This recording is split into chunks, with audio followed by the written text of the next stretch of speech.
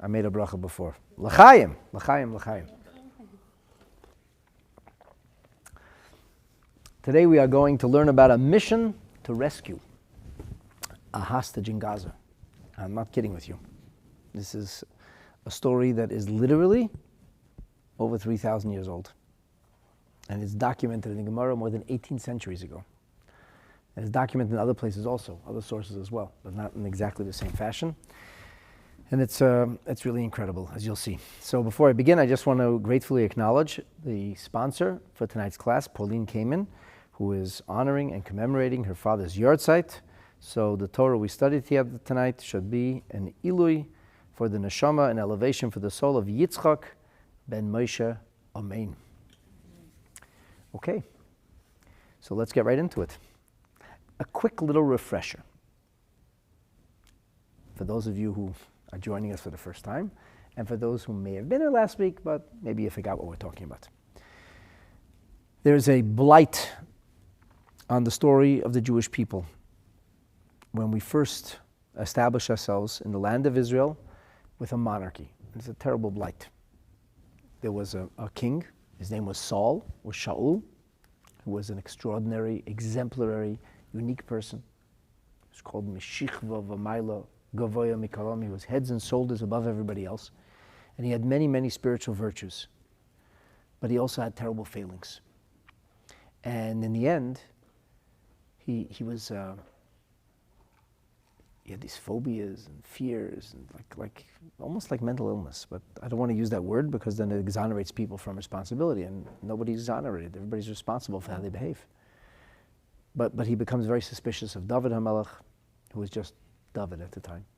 And he's convinced that David's trying to take his throne. Now, the fact that that actually is in the end the case has nothing to do with Shaul HaMelech's fears or justifies what he did. And there's a lot of details, and we spoke about it in the previous episode briefly, and 2 episodes ago in much more detail. And if this intrigues you and you want to know more about it, I encourage you to go back to watch those previous episodes. The city of Cohanim, and the putative site of the Beit HaMikdash, if you will, of the day, Mishkan of the day, was destroyed by the king of the Jewish people. Terrible as this sounds. So, this is not David HaMelech, this is not King David, this is King Saul. This is Doeg, who's a courtier in the royal court of King Saul. However, David HaMelech became the unwitting catalyst to this absolute disaster, this debacle. And because of this, his soul is stained with sin of sorts, and he has to be cleansed. And the cleansing is going to come in the form of either him being captured by the enemy or in the form of his children being massacred. And David says, I'll take it upon myself. And that led us into a wild goose chase, almost literally, a hunt, chasing a deer, but it wasn't really a deer. It looked like a deer, and David was a falconer, and he used this bird, but in the end it doesn't work, because the deer is not really a deer, it's really a demon. Anyway, David HaMelech, who at the time was in Otev, Gaza, he's just on the border of the Gaza Strip, ends up going straight across the border. It's not like it looks today, even though today people get through that border pretty easily too, unfortunately. He goes right in the border, and next thing he knows, he's in Gaza. And in Gaza, David HaMelech is taken hostage. And Ishi Benov or Ishbi Benov tries to kill David HaMelech in a horrible way. He wants to press him, puts him in an olive press to crush him and turn him into hamburger meat. And a miracle happens. A tunnel opens up, so now David HaMelech is in a tunnel in Gaza. I'm not even making this up. This sounds crazy. To me, it sounds crazy. I can't even believe what I'm studying here. And it's certainly never meant as much, at least to me, I'm sure to most of you also. We learned this Gemara a year, 2 or 5 or 100 years ago. Whoever imagined Jews being hostage in a tunnel in Gaza? That's literally what this is about. And today we're going to talk about the mission to rescue David HaMelech. I don't think we're going to actually save the king. We're going to save the king next week. But we're going to talk about the mission to rescue. And incredibly, like the mission to rescue those 3 hostages, that unbelievably daring mission to rescue those 3 hostages, where things seem to go wrong, and in the end, the hostages are rescued, which took place on the Shabbat. This also takes place on Shabbat. And you'll see that has something to do with, it all fits in. At any rate, who is going to tell somebody that David HaMelech is a hostage? There was no negotiations taking place, because Ishbi Benob, who is this terrorist, giant terrorist, he has no interest in doing anything other than kill King David. He's Goliath, or Goliath, his younger brother. He wants revenge. So he doesn't send a message to Israel. He doesn't say, I have your hostages. What will you do to get them back? And the question is, how does anybody know that David HaMelech is hostage in a tunnel in Gaza? And that's what today's Gemara opens up. So we're on page 95 of the large folio pages of Masechet Sanhedrin. We're studying Perek Chelek, which is the 11th chapter and a very fascinating chapter of Talmud. 95A3.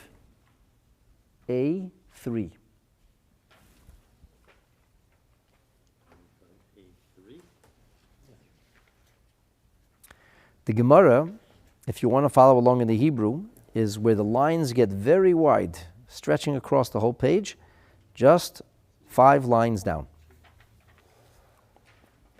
The first line begins the word Moadu.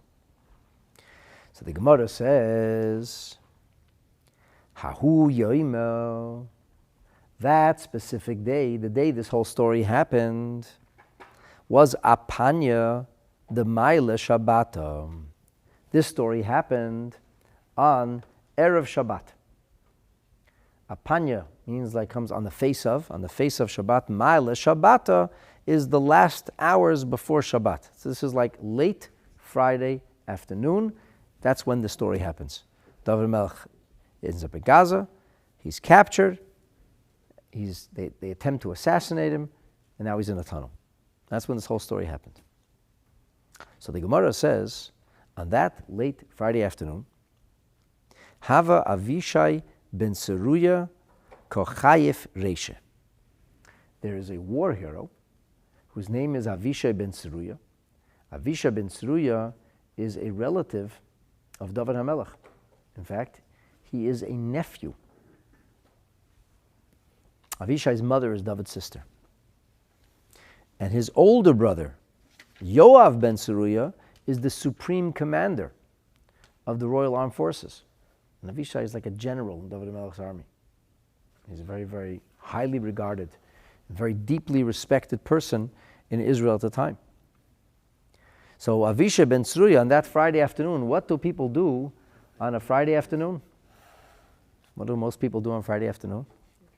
They get ready for Shabbos. Yes. So what do people do besides that they cook and they clean? Some people study. Huh? They go to the mikveh. Very good. Guess what Avishai ben Seruya was doing? He was going to the mikveh. And specifically, he wasn't just going to the mikveh.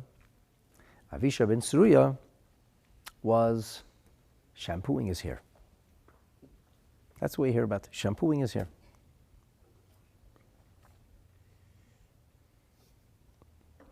And he's doing so with some, this is a heavy-duty hair treatment. But Daled Garbe Demaya, he's using 4 gallons of shampoo. He must have had very long hair. This is a very heavy shampooing job. Rashi says, Arba Garbe Demaya, what does that mean? Rashi says that this is Ba'arba Sa'in Shomayim. It's like a saw was a measure of water. Lishna Cheresi, says Rashi, Ba'arba Kura Demaya. Bedalid, I can't read this. Noideis Shomayim, with 4 jugs of water, according to the Girsa of Rabbeinu Shmuel Luria, it's beiris, not noideis, not jugs, but soap. So he's heavily shampooing his hair And it's very possible that he had long hair. He's shampooing himself for Shabbos. By the way, the Mordechai, in the second chapter of Shabbat, who has a collection of halachot on the back, printed in the back of the Gemara, of rules and regulations and customs for each one of the Masechtot. So in the second chapter of Shabbat, he says, based on this statement and other statements in the Gemara, that a person has to shampoo his hair before Shabbos. People didn't always use shampoo. It says you have to shampoo your hair before Shabbos. By the way, I don't know how old this is, but some people used to use egg yolks to shampoo their hair. That was a popular thing. You know how I know? Because this is embarrassing. Because my grandfather had heart issues, so my grandma didn't let him have any more scrambled eggs, but he loved scrambled eggs. So she used to, you make him only egg whites. I'm like, Bubby, what do you do with all the egg yolks? She says, what do you mean? That's my shampoo. I'm like, what? Seriously, Bubby, what are you talking about? She said, that's how it was in Russia. I don't know. That's huh? It does, right? It makes it, that's what she told me. It makes it sleeker or whatever. Like she covered her hair. I don't know what her hair looked like, but that's what she told me. She used to use, it was like protein for the hair. Okay, this is the first person who's ever corroborating that. Huh? Natural conditioner. You must have also heard it from a Bubba or something. Did it too, yes. Okay, so it works. So I don't know what kind of conditioner he used. I don't know what kind of shampoo he used, but shampoo is very old. Apparently 3,000 years ago, people were using shampoo. And it's funny, of all the things, it doesn't tell you he's bathing. He says he's shampooing his hair. And he's using a lot of water. So this is a big deal. And all of a sudden, he sees in the middle of all this water and shampoo, Chazinhu kisme dama. He sees like a drop of blood. And this like freaks him out. It's a drop of blood in the shampoo. It's not exactly the kind of thing you expect to find. Maybe from the egg? No, it doesn't say that. No.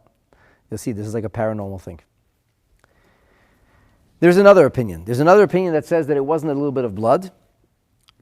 I'm inserting eggs. I don't know if this was eggs. And the other opinion is that Asa Yoina, that a pigeon came, and Itrif Kamei, it started to thrash around in front of him. This pigeon came, was thrashing around in front of him. So clearly this was a very unusual thing. It was typical for Avishai ben Tzruya to shampoo his hair on Friday, but it was not typical for him to find blood in the shampoo. And certainly not typical to be attacked by pigeons who are thrashing about in front of him. So Avishai has a sense, a premonition that something's wrong here. He's being given some kind of message, and I don't know if you should try this at home, but the Nemuki Yosef asks a questionnaire. He says, you're really not supposed to, read into things that animals do, and when people don't do something because an animal crossed their path or because they saw a black cat, it's actually a violation of Torah. This is like you're not allowed to make times, and if strange things happen, you're not allowed to do that. So the Nemuki Yosef says this it gave him a premonition. It's not like he said, if this happens, I won't do this or I won't do that. This put him into a certain headspace. It gave him a certain concern, and so he goes and he investigates, and he finds out that his concern is well-founded. So he asks himself, what is going on over here? Why am I seeing blood all of a sudden? Why am I seeing this pigeon that's thrashing about? Omar, so he says to himself, Knesses Yisrael, L'yoina Amesila. The Jewish people are metaphorized as a pigeon. And there are numerous verses in Tanakh that metaphorize and use the image of a pigeon as the Jewish people. But specifically, we quote here a verse from Psalm 68, verse 4, that it says of the Jewish people, Kanfe yoina nechpa bekesef, like wings of the pigeon that are covered in silver. So he saw a pigeon thrashing about. And as we'll soon see in Rashi, it wasn't just any kind of thrashing. The pigeon was really thrashing in a violent way. And it made him concerned. It's symbolic of the Jewish people. And then he kind of realized that there was nothing wrong for the Jewish people. It was a fine, peaceful time for the Jewish people. He realized it must be somebody whose very being embodies the entirety of the nation of Israel. And who is that? That would be its monarch, its king. So he kind of deduced, Shema Mino, he said, I can understand from all this that David, Malka, the Yisrael, that David, the king of Israel, Bitzar Shori, is in some kind of very, very tight spot. He's in some kind of painful situation. That's the tip-off. That's how he gets the message. Let's take a look in Rashi here. Rashi says, Itref kameis, thrashing about. Rashi says, Hoysa toirefes, the pigeon was jumping about, umachabetes atzma. It was actually like throwing itself, like banging itself. Umimaretes knofea, it was losing its feathers. So this was like a pigeon gone crazy. This wasn't just a pigeon who got stuck somewhere. The pigeon was acting in a very, very strange way. V'huma umitztaeres, and it's making noises and it's in great pain. So Avishai said something's going on here. I'm being sent some kind of message, and if it's a pigeon, it must represent the people of Israel, and knowing that the people of Israel are in fine shape, it must represent an individual, and who could that be? It has to be David HaMelech. Now, why are the Jewish people compared to a pigeon? It's a good question. I mean, in fact, it is so. In the scripture, we are compared to a pigeon. So there's actually two statements which are made in the Gemara. There's a Gemara in Masechet Brachas, and the Gemara speaks about the idea that if you ate, you have to make a bracha. You have to thank Hashem for the food. And that this is supposed to be done at the same place where you ate. So then comes the question, so what happens if you forgot to say Birchat HaMazon? You didn't do the bracha, and you left. Do you have to go back, or can you recite the bracha where you are? So the Gemara records a dispute between Beit Shammai and Beit Hillel. Beit Shammai says you have to go back. You have to go back where you ate. That's where you have to make the bracha. And Beit Hillel says the important thing is to thank God. Whether it's where you ate or not where you ate, as long as you remembered, you thank God. And the Gemara says something very interesting. Oftentimes, when the halacha is like Beit Shammai, it's like Beit Shammai. It's like Beit Hillel, it's like Beit Hillel. And we say that Beit Hillel, b'makam Beit Shammai, is any Mishnah, or the other way around. But here it says, Beit Hillel says you don't have to. It's fully appropriate to. Why? The Gemara's logic is, tell me, if you lost money, if you left money, would you go back for it? Yeah, I would. So if you left money, if you left a possession of something you care about, would you go back for it? Of course you would. So in that case, why wouldn't you go back to do Birchat HaMazon? For your own personal gain, you'd go back. For a mitzvah, you won't go back. That's the logic of the Gemara. The Gemara records a number of stories. The Gemara says that one of the sages was with a shayara, which is a caravan. And this was, in those days, you're traveling through large areas that were unpoliced, and they were crawling with bandits and wild animals, dangerous places. So people went together as a caravan, and they had weaponry, and they were a group, so they were safe. And this rabbi says, if I'm going to tell them I forgot to do Birchat HaMazon, they're going to say, are you kidding? We're not waiting for you. That's ridiculous. So he said to them, I left a pigeon made of gold. I left a golden pigeon.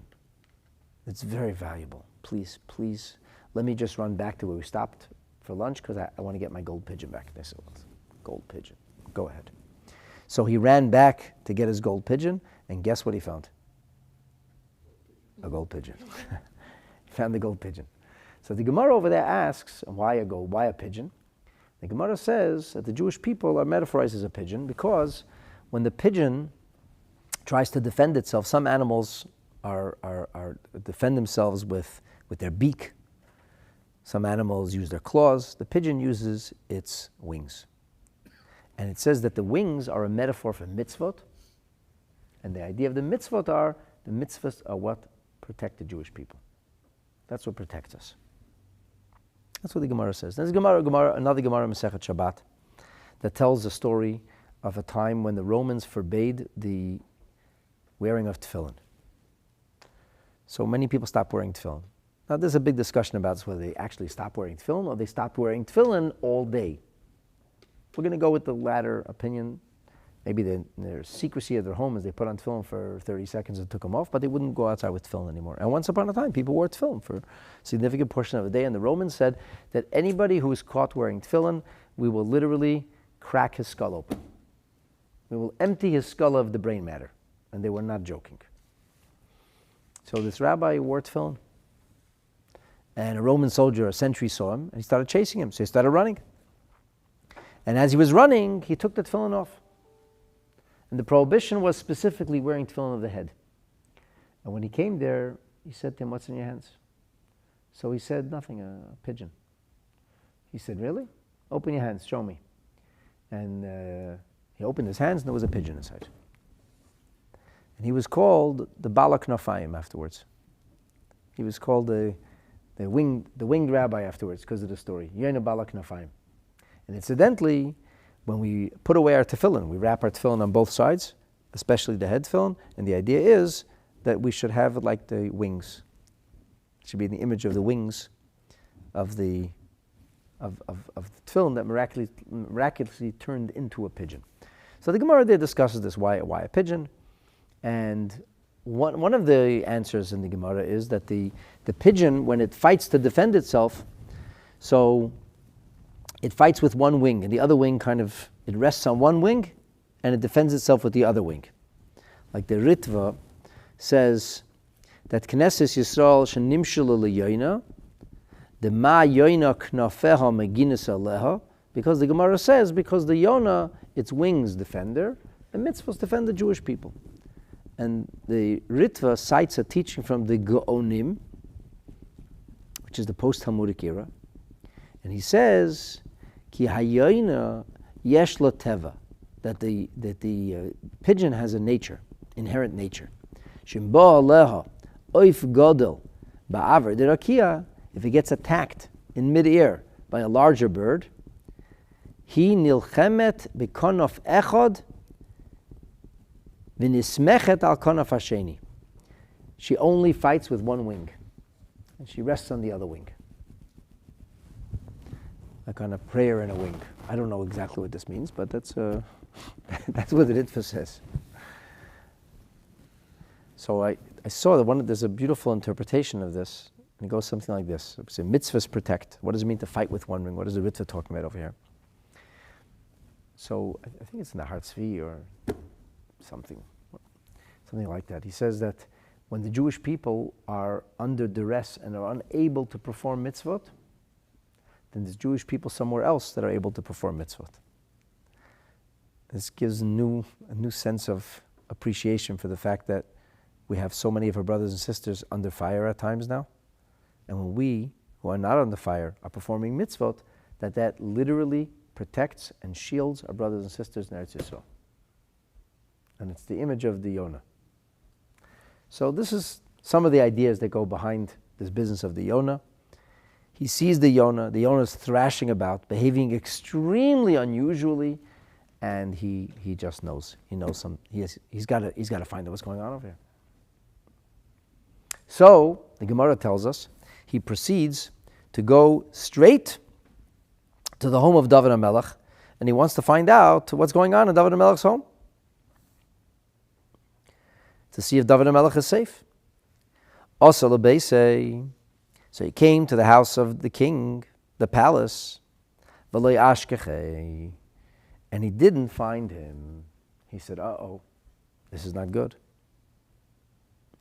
So now he has to go and find David HaMelech. Now really he doesn't know what David HaMelech is. That's the truth. And it's quite a distance from Gaza to Yerushalayim. So I don't know if it means he went all the way to Jerusalem, or maybe David HaMelech had a temporary dwelling somewhere, because they were in the middle of a war. There's a middle of battles going on in Gaza. David HaMelech was in Gaza, and then he came out of Gaza. And then it was kind of like a little bit quiet. So maybe he went to wherever David was staying. But the bottom line is, David HaMelech wasn't there. So he somehow assumed that he was in Gaza.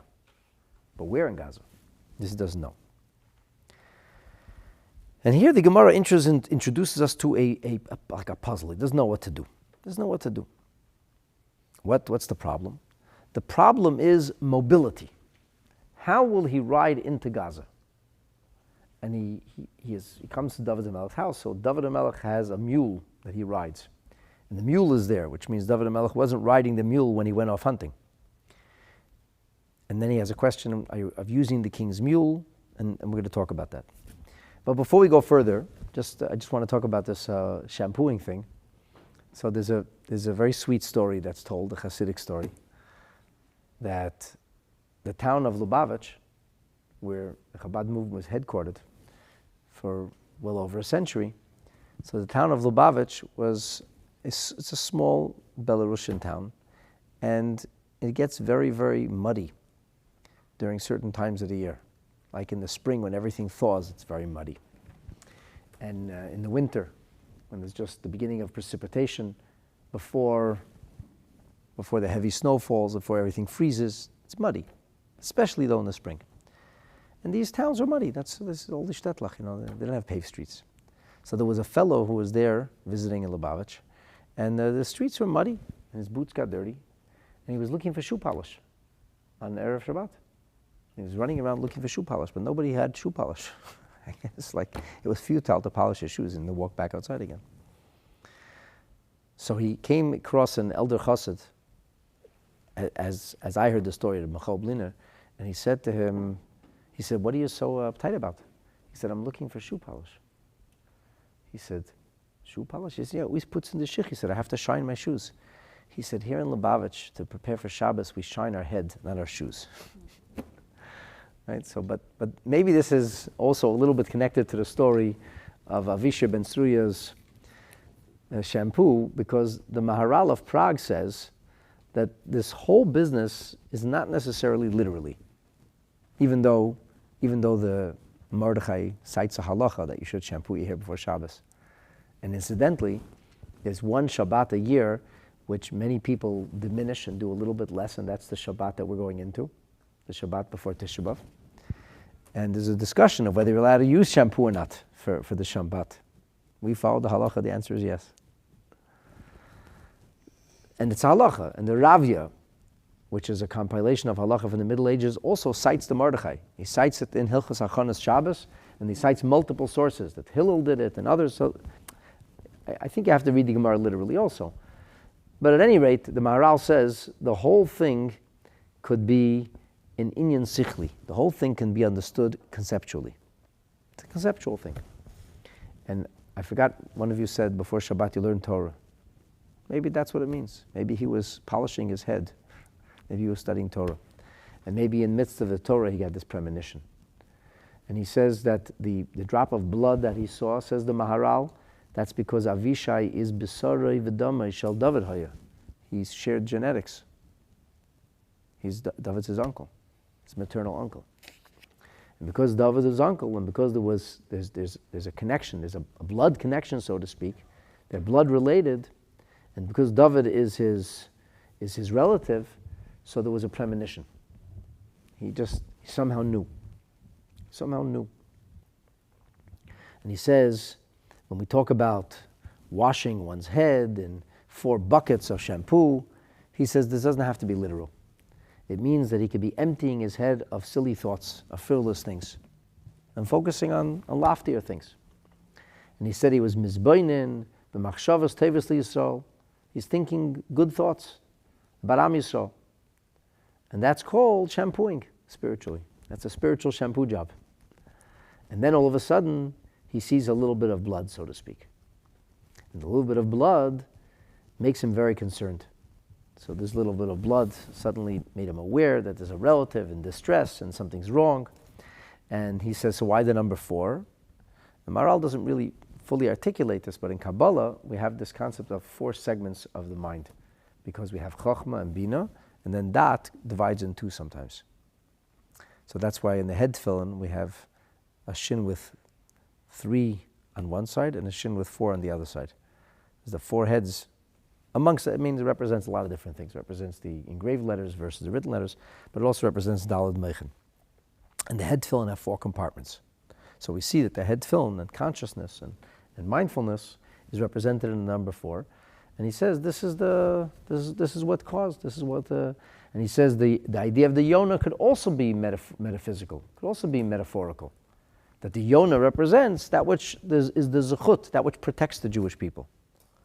So there's this idea of protecting the Jewish people, and that what protects the Jewish people is what protects David HaMelech. And as I mentioned in the previous episode, that the Ben Yehoyada talks about the concept of Erev Shabbat, of preparing for Shabbat. And even suggests that David HaMelech's hunt was in order to find good food for Shabbat. And here you have Avishai ben Suri preparing for Shabbat. And that in the merit of preparing for Shabbat, that's why David HaMelech was saved. Because after all, he said that's what should happen to him. Right? He gave himself up for this. But the merit of Shabbat turns things around. And imagine if the merit of Shabbat saves the Jewish people, how much more so the observance of Shabbat saves the Jewish people. And how much more so. And we should be especially mindful of that as we're going into what is arguably the most unique Shabbat of the year, or one of the most unique Shabbatot of the year, the Shabbat called Chazon. Shabbat is a vision, and the vision that Isaiah sees, it's not a pretty vision. And it's not an enjoyable Haftorah, but there's also a subtext. And the Hasidic masters taught that the vision is a vision of the third Beis HaMikdash, a vision of the future. So we're going into this visionary Shabbat and celebrating on Shabbat and enjoying Shabbat and honoring Shabbat in and of itself is the greatest zechut, it's the greatest merit any of us could have. And surely observing this Shabbat properly and celebrating this Shabbat properly will bring us the special protection we need now in Eretz Yisrael and for Jewish people wherever they may be in Eretz Hashem. And there'll be good news.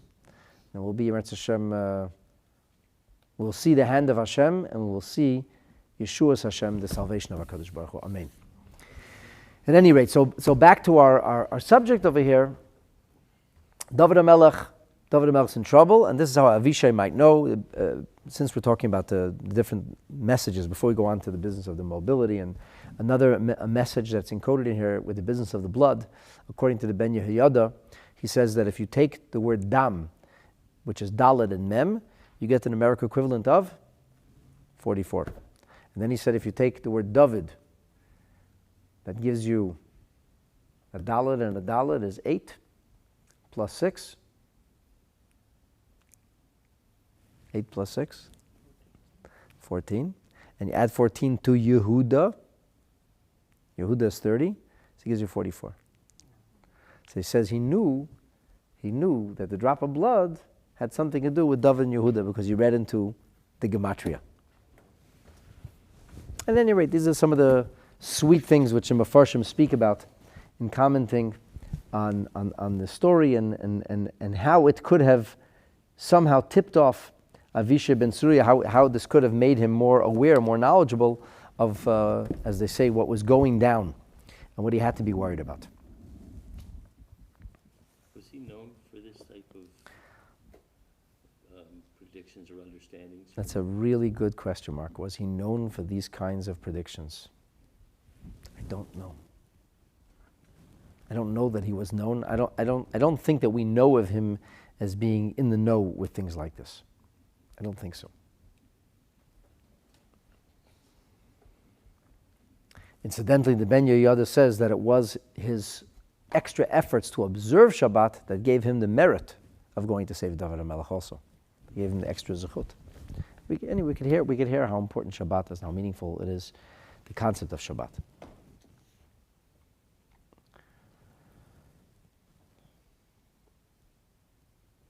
Okay, so what happens? So what happens is that he goes to David HaMelech's house, and he wants to use David HaMelech's personal animal. And this creates a problem. And the reason it creates a problem is because one is not permitted to ride the horse of the king. So he doesn't know what to do. He said, this is an issue. So the Gemara says,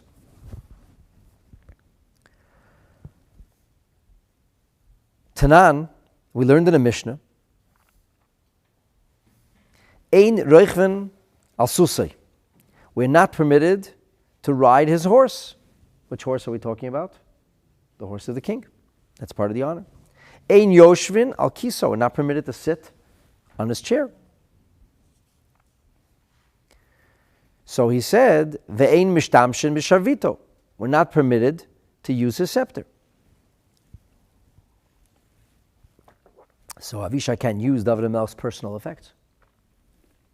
The problem is that he doesn't have any other vehicle to use, so to speak.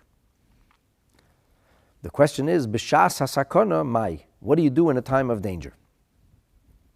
Now the interesting thing is that the Mishnah begins by saying tanan. The Gemara says tanan. Tanan is a word that's used to describe a teaching that's found in the syntax of the Mishnah. Tanya is a Braita, Tanan is a Mishnah. But this is the time of David HaMelech. The Mishnah isn't formulated, certainly not as we have it, until the time of Rabbi Yehuda HaNasi, which is after the period of the destruction of the Beit HaMikdash. So what does it mean, Tanan? So the Mefarshim say it means that which was studied at the time then, which later on turns into a Mishnah, was known by Avishai ben Tzruya. It later on becomes a formal Mishnah, but it was already studied then. And because it becomes a formal Mishnah later on, so the Gemara introduces it as a Mishnah, because it is a Mishnah.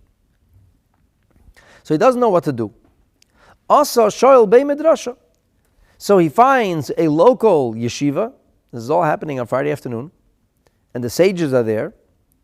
And he has a question. He says, I don't know what to do. The king is missing. He's MIA. I have a feeling he may be in Gaza. He's in danger. And my only way to get there is riding his mule. But if I ride his mule, I'll be violating the Torah. Because the Torah says that part of the honor and dignity due the king is that nobody else uses his personal effects. In that case, does it change at a time of danger? That's the question. Does it change in a time of danger? So the sages said to him, Shapir Dami. In a time of danger, indeed it does. This is fine. You can do this. Now, before Avishai rides off or gallops off into Gaza, I want to stop for a moment and ask you a simple question. There's a life in danger. The only way for you to save the life is to violate Shabbat. Please violate Shabbat? That's the question. We violate everything. Pikuach nefesh doche kol haTorah kula. Pikuach nefesh violates the entire Torah. So in that case, what is he coming and asking a question? There's a mitzvah in the Torah that you can't use the king's personal effects. But the king might be dead if I don't go save him. So now I have a question. Can I violate the mitzvah of using the king's personal effects if it means that I could save his life? Or do I say no? The king will have to die because I can't violate his mitzvah. It actually makes no sense. Like, what kind of question was this? And clearly Avishai ben Tzruya is a very, very inspired person. And he reads into premonitions and he's knowledge and scholarly, especially as the Maharal talks about him. He's like a pious, saintly individual. What kind of question is that? And they answer him, Shapir Dami. So they say yes. So yeah, that would be a good comparison. That would make sense. You can go ahead and you can do that. So this is a question that many have asked this question. I'm going to share with you the youngest answer to the question. The youngest answer to this question, or at least comprehensive answer to this question, was authored in 1981 by Rav Moshe Feinstein. It's not a typical halachic responsa, even though it uses the wide range of Rav Moshe's halachic knowledge. It was a letter to his son, Reb David. And he said to him, in response to your question about this Gemara, how could Avishai ben Tzruya have had a question? That's a long tshuva.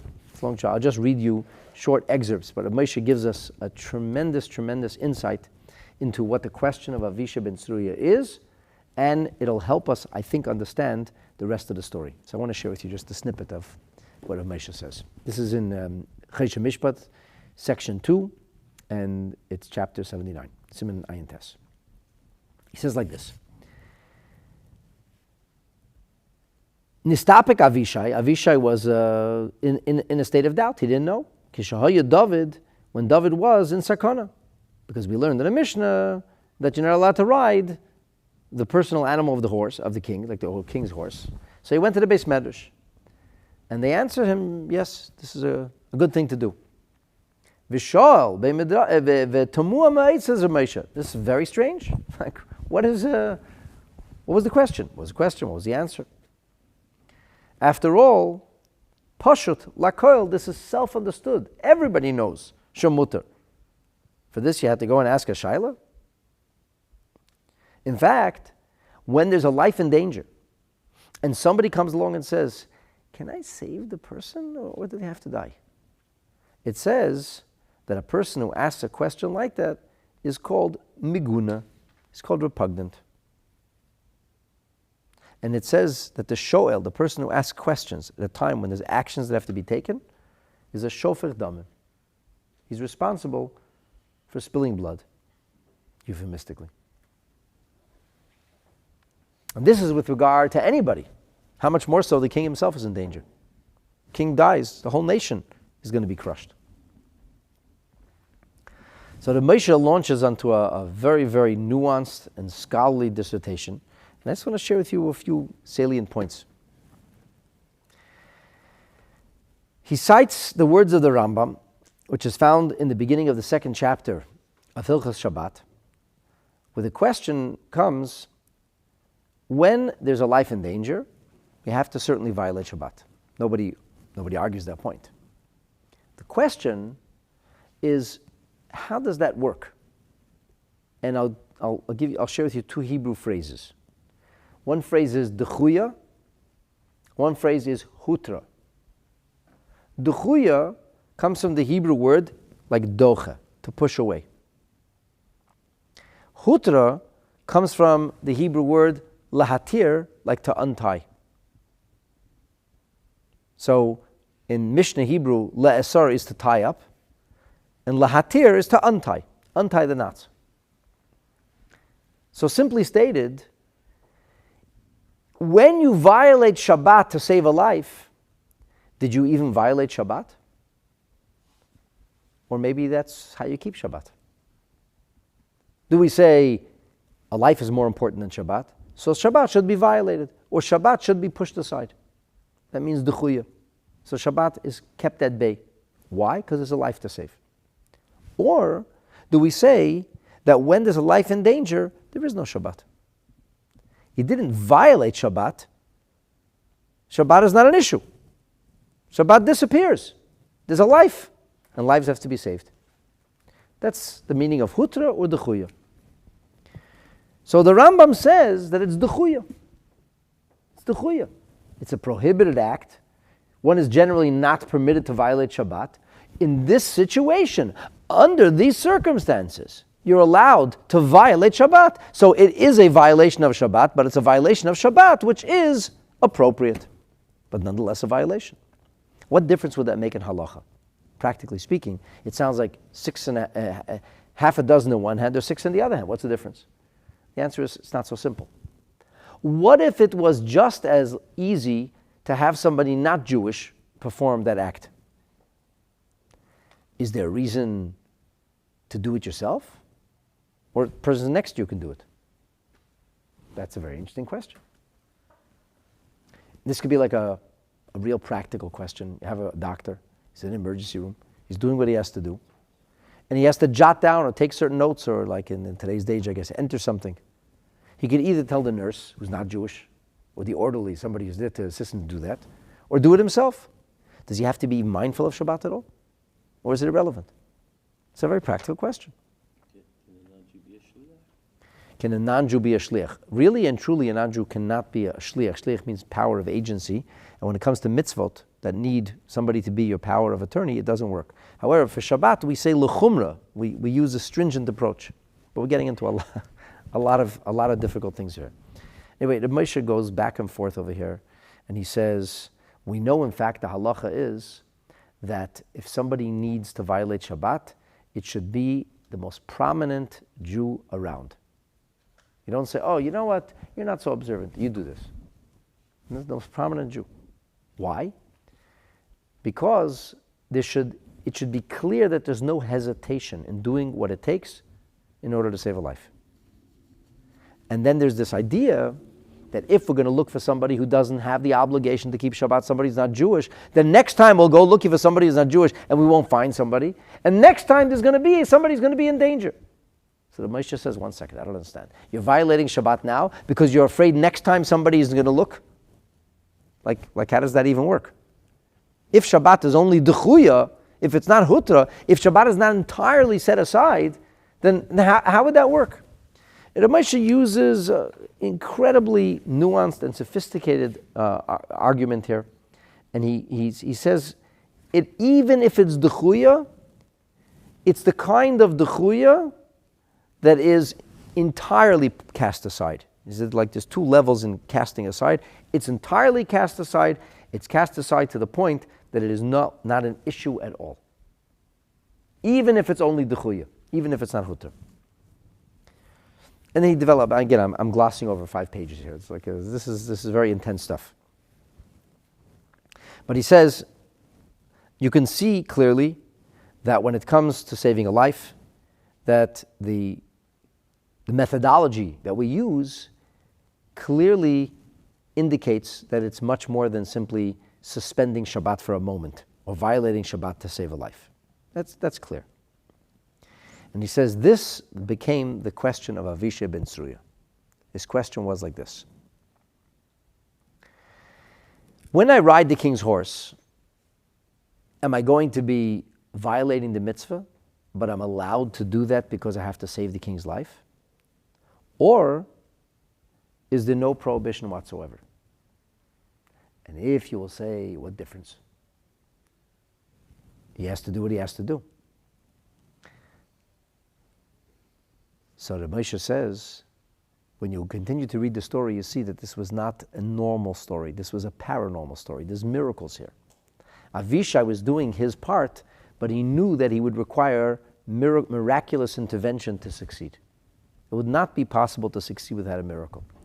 And the question is, if this is not a natural act of salvation, but I'm going to be appealing to heaven for a miracle, can you bring miracles by virtue of a violation of Torah? Does a violation of Torah serve as a vehicle for miraculous intervention? Or does it need to be done right? If I'm to be able to bring about a miracle from Hashem, it has to be, so to speak, exactly the will of Hashem. This was the question that he asked. He was asking, in other words, will doing this make me worthy of a miracle? And Moshe says, they answered him, Shapir Dami. They didn't say mutter. They said, Shapir Dami. This is appropriate. And they said, you are doing what you can do, and therefore that is deserving of a miracle. This is not simply you're doing the wrong thing, but you're allowed to do the wrong thing in order to do the right thing. There's a greater good. No, you're doing the right thing. Because you're doing the right thing, you're worthy of Hashem's miracles. And therefore he said that if this was simply a natural thing, the question could have been asked. However, under the circumstances, they wanted to emphasize that he should do whatever it takes, and as long as he would do his part, Hashem's miracles would likely follow. Anyway, that's like just an understanding of the jurisprudence of what's going on over here in this question that comes from Avishai to the sages. So Avishai gets the hint, and he says, I got it. I know what I have to do. Now here we come to another very big question.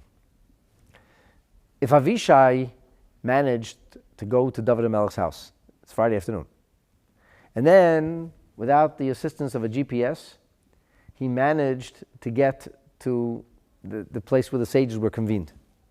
He's getting a lot of stuff done on one Friday afternoon. He probably was riding a horse.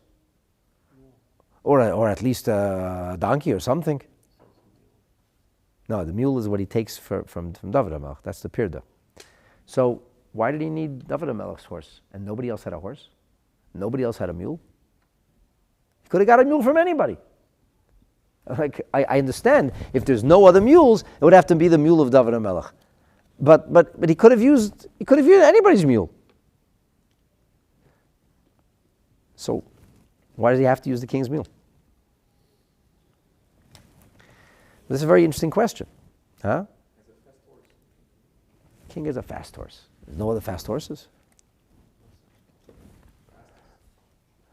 So, yeah, some maintain, yes, it's the fastest. The king had the fastest horse. He had to do the best he could do, and he knew David HaMelech's mule was famous for being the fastest horse, the fastest mule, fastest animal, so that was going to take.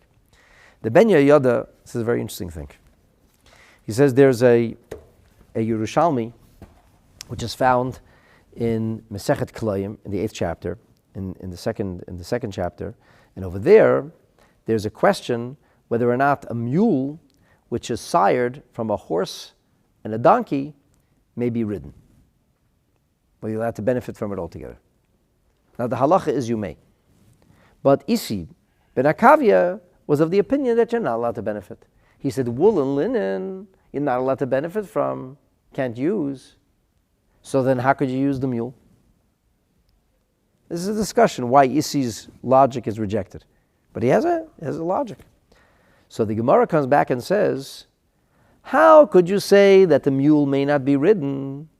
We have a clear story in the Tanakh, in the Book of Kings, that says that the royal family was riding a mule. So the Gemara says, that's not the proof. Not everybody in the royal family did what was right.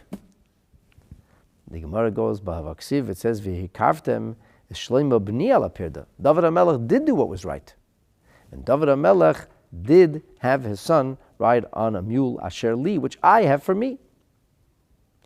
So the Gemara says an incredible thing. The Gemara says that David HaMelech's mule was no ordinary mule.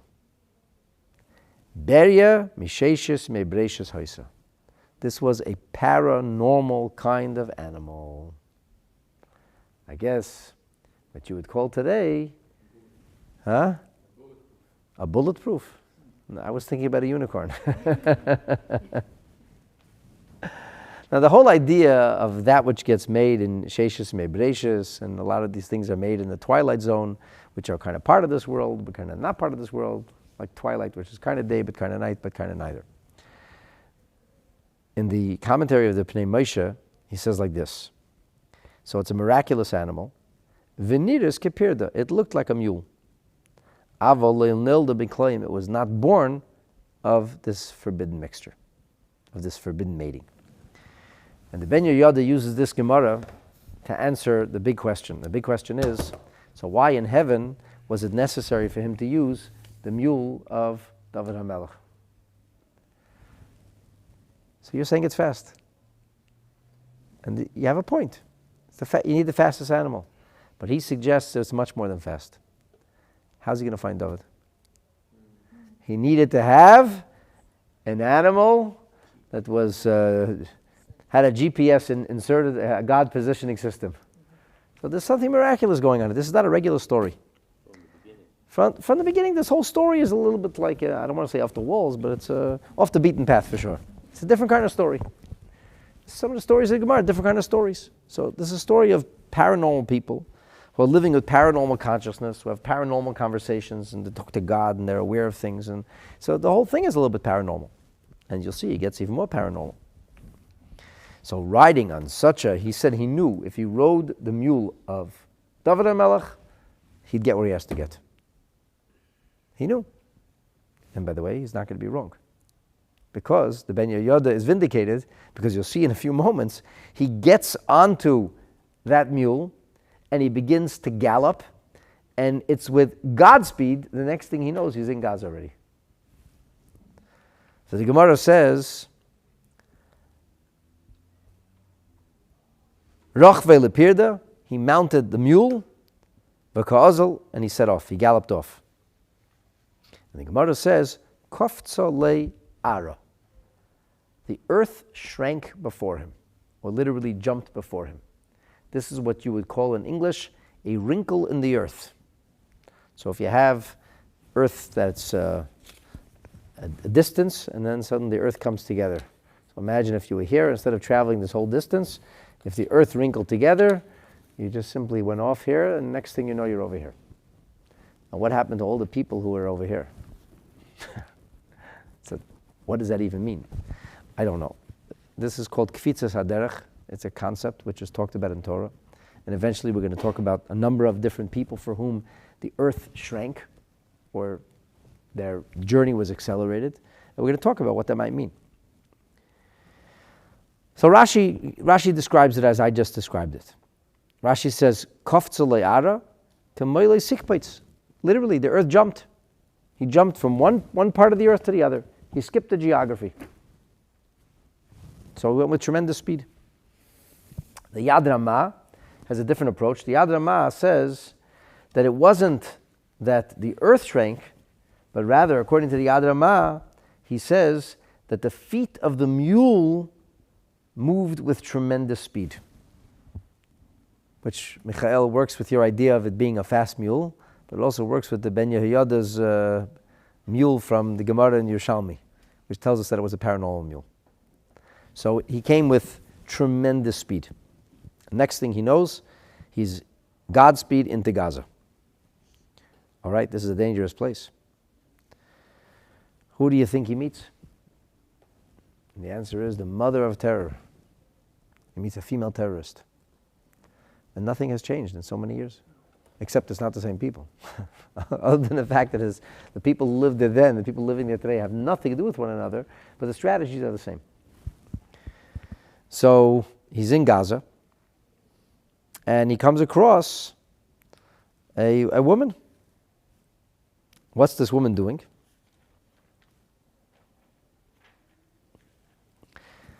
Bahadi the mazge chazia orpa.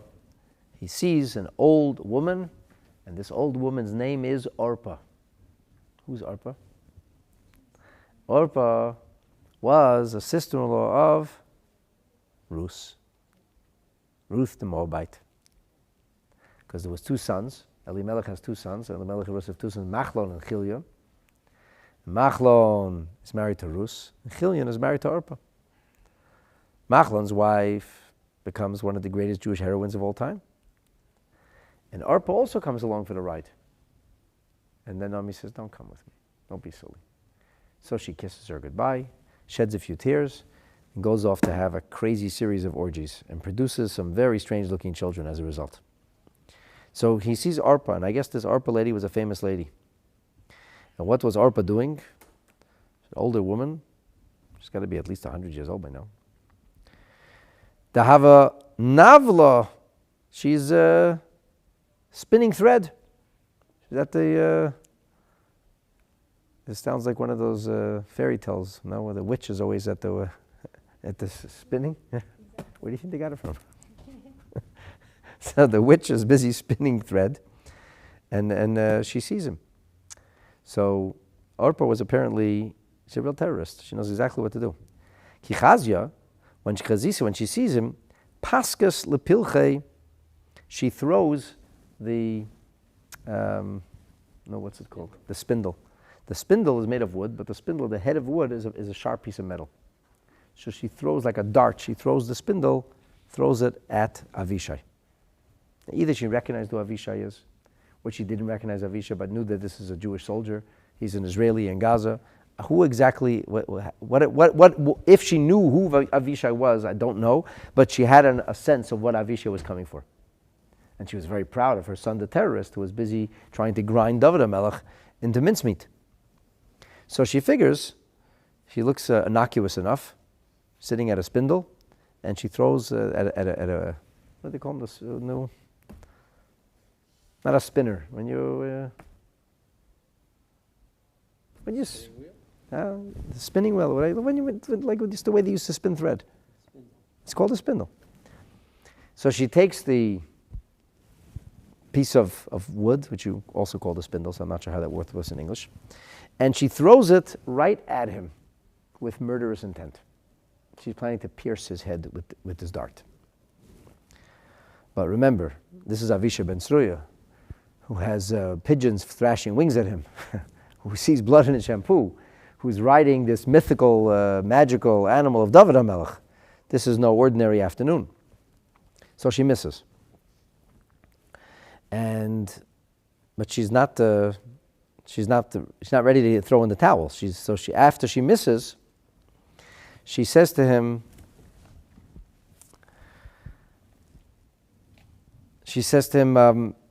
Isi li pelach, can you please give me my spindle? I dropped it.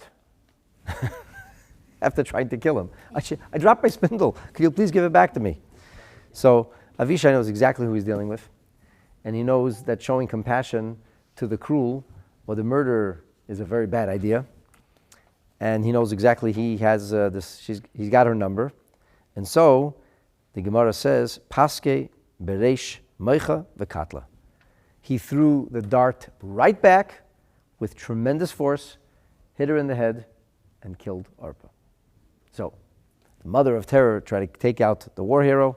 The war hero took out the terrorist. All right. First line of defense is out of the way. Now he's got to move on. Kadhavi Yoshvi Benov.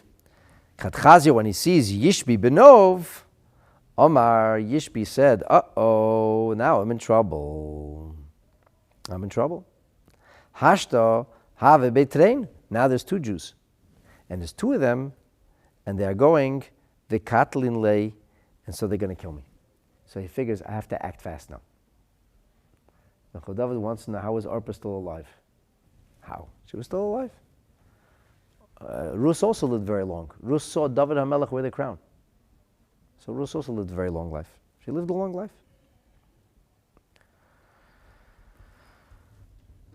Let's go to Rashi. Rashi says, Chad Chazise, Orpah la Avishai. Avishai, she saw Avishai, Savras lemiktelei. She figured, oh, I can kill him. I have a weapon in hand. But Oise Pelech, with that spindle, Shahaya beyada, V'loi nogavei.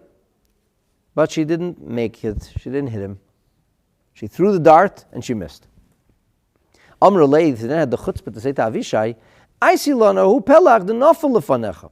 You see that little thing that fell in front of you? Do me a favor. Could you give me back that little thing? Right, that's the thing she just had to kill him with. So he understood exactly what this is. Hishlech Avishai hapelach leresha. Avishai threw it right back at her head. Umesa, and she dies like that. So now they find David HaMelech, and the mission to rescue is in full gear. Full gear. So what does he do? So Yishai Benov knows he has to do something very fast because now he's outnumbered. There's 2 against 1, and he's got to get rid of David fast. So the Gemara says,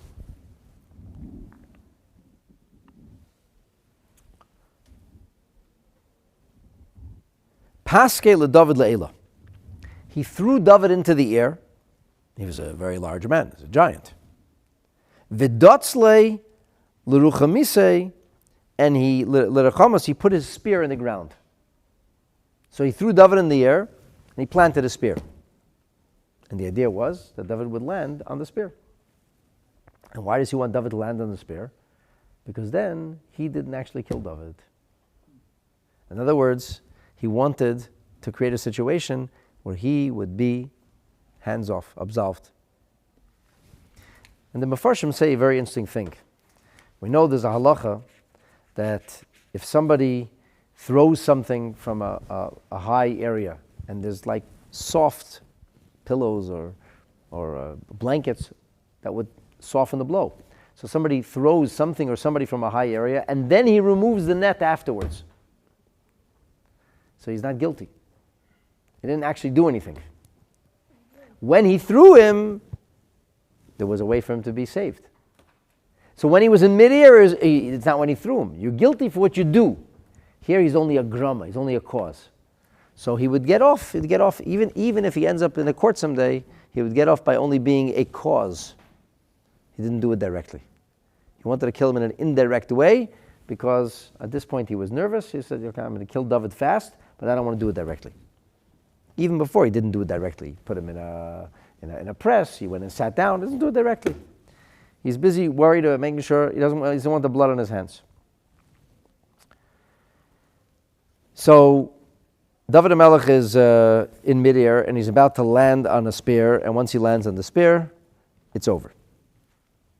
So at that point, Avishai ben Tzeruya sees the situation, and he's got to do something drastic.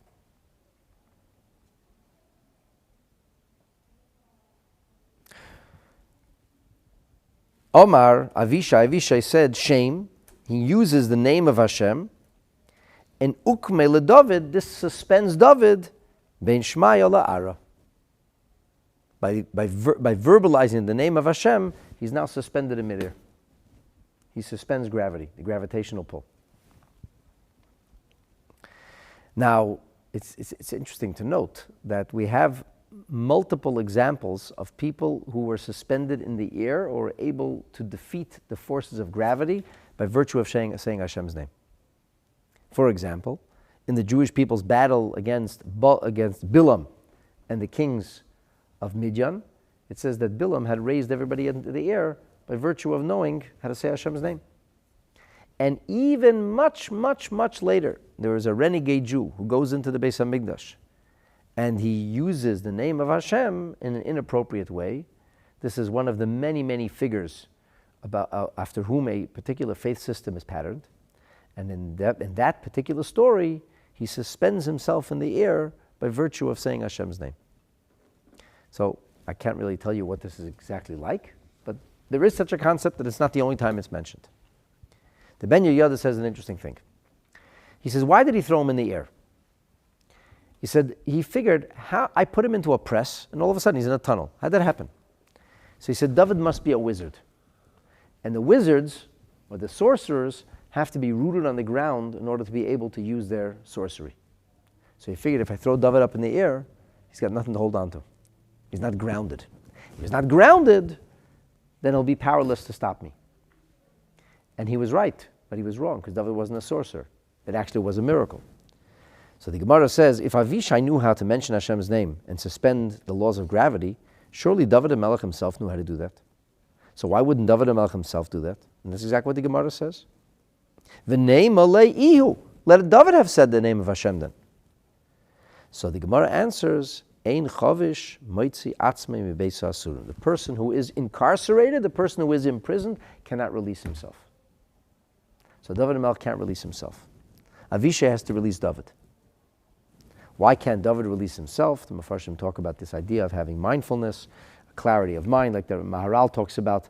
When a person is under duress, under that situation, he doesn't have the ability to stay focused. Whereas when a person is not in the situation, but he's not himself in the situation, he has the ability to lift himself in a higher way, and he's able to stay focused, and in that way, he assisted David HaMelech in his moment of need. So up until now, we have a mission to rescue. And Avishai so far is successful. But in the meantime, David HaMelech is in midair. There's an evil, giant terrorist named Avishai ben Nob, who's right there, who's out to kill them both, and certainly trying to kill David HaMelech. And it's time now to save the king. And for that, you have to come back next week. Thank you for joining us. May Hashem save all of Am Yisrael. May we hear amazing news. May Mashiach come before we have to learn about saving the king. Hashem should save all the B'nai Malachim. And we should be Zoiche Mertz Hashem to celebrate Tisha B'Av this year, because when Mashiach comes, Tisha B'Av is going to be a great day of celebration. The birthday of Mashiach, it should be celebrated with tremendous joy and happiness in Yerushalayim, Eretz Kodesh, in the third and eternal Beis HaMikdash, B'mheira U'B'yameinu, Amen. Thank you for joining. Laila Tov.